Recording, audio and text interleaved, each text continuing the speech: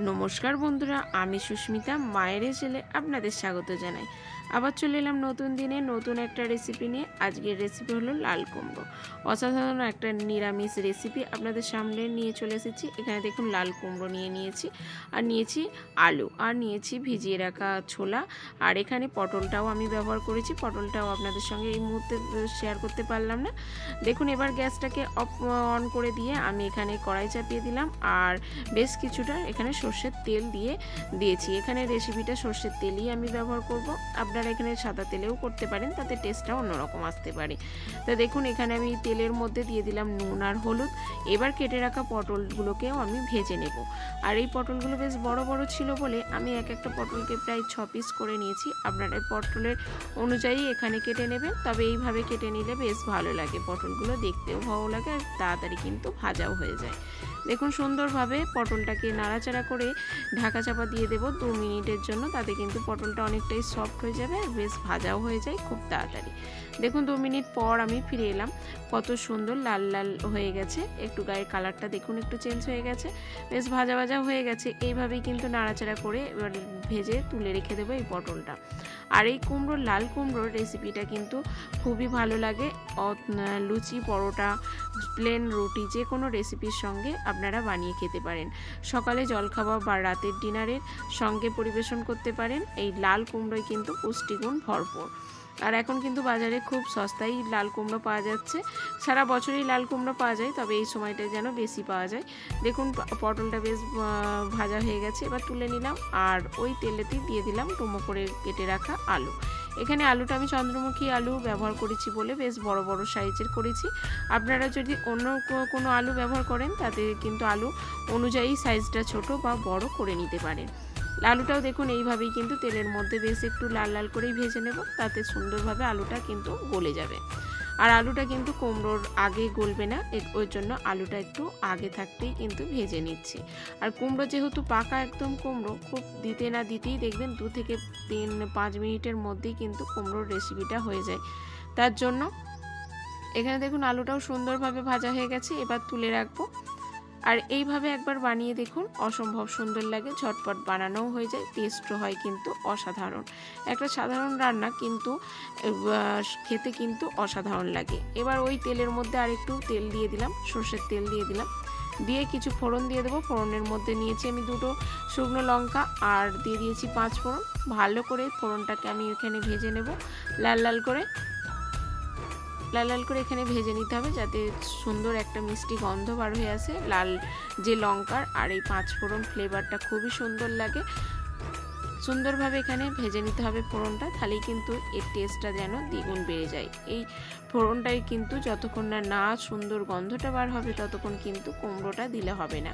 দেখুন ফেনাটাও কেটে গেছে আর লঙ্কার কালারটাও চেঞ্জ হয়ে গেছে, সমস্ত মশলাটাই কিন্তু সুন্দরভাবে ভাজা হয়ে গেছে। এই সময় দিয়ে দেব লাল কুমড়োটা দিয়ে কিন্তু এখানে ভালো করে 2 মিনিট মতো হাই ফ্লেমে কিন্তু একটু নাড়াচাড়া করে ভেজে নিতে হবে। তাতে কি হবে, কুমড়োটা বেশ একটু ভালো করে ভাজাও হয়ে যাবে।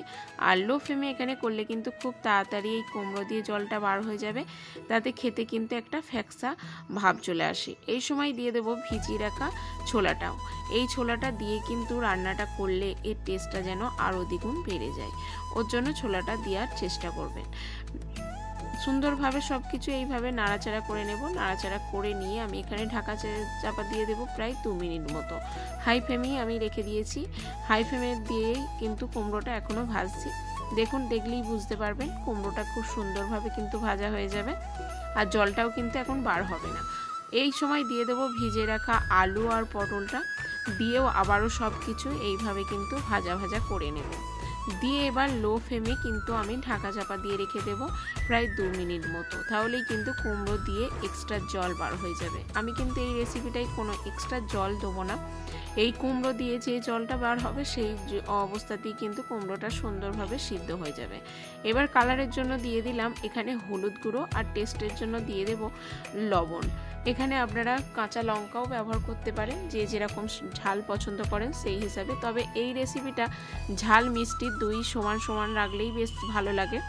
তার জন্য আমি শুকনো লঙ্কা দিয়েছি, আর এখানে কাঁচা লঙ্কা আমি ব্যবহার করলাম না। সমস্ত কিছু ভালো করে মিশিয়ে নিলাম। মিশিয়ে নিয়ে এবার ঢাকা চাপা দিয়ে দেবো প্রায় 2 মিনিট মতো। 2 মিনিট পর আমি ফিরে এলাম। দেখুন এবার নাড়াচাড়া করে নেব। সমস্ত কিন্তু বেশ ভাজা ভাজা হয়ে গেছে, আপনারা দেখলেই বুঝতে পারবেন গায়ে কিন্তু সুন্দর একটা কালার চলে এসেছে। তারপরে এইভাবেই কিন্তু কষিয়ে নিয়ে আমি আবারও ঢাকা চাপা দিয়ে দেব প্রায় 2 মিনিট মতো, একদম লো ফ্লেমে, যাতে কুমড়ো থেকে এক্সট্রা জলটা বার হয়ে যায় সুন্দরভাবে। আর কুমড়ো অনুযায়ী কিন্তু জল বার হয়। আপনারা কুমড়ো অনুযায়ী, এখানে আমি জল দিচ্ছি না বলে কি আপনারাও জল দেবেন না তা না, আপনাদের কুমড়ো অনুযায়ী কিন্তু এখানে জলটা ব্যবহার করতে পারেন। তবে আমার কুমড়োটা বেশ ভালো ছিল বলে এখানে কিন্তু অনেকটাই জল বার হয়ে গেছে, দেখলেই বুঝতে পারছেন। আর কুমড়োটা কিন্তু অনেকটাই নরম হয়ে গেছে, দেখুন ভালো করেই বুঝতে পারছেন কতটা জল বার হয়েছে। সমস্ত কিন্তু এইভাবেই কষিয়ে নিচ্ছি। কষিয়ে নিয়ে আবারও আমি 2 মিনিট মতো কিন্তু এখানে ঢাকা চাপা দিয়ে দেবো, যাতে সমস্ত কিছু সবজিগুলো সুন্দরভাবে সিদ্ধ হয়ে যায়। কুমড়োটা কিন্তু অনেকটাই নরম হয়ে গেছে, দেখুন খুন্তি দিয়ে এরম চাপ দিচ্ছি, কুমড়োটা কিন্তু একদম নরম হয়ে গেছে। আবারও 2 মিনিট একটু ঢাকা চাপা দিয়ে দেবো, যাতে সুন্দরভাবে সিদ্ধ হয়ে যায় আলুটাও।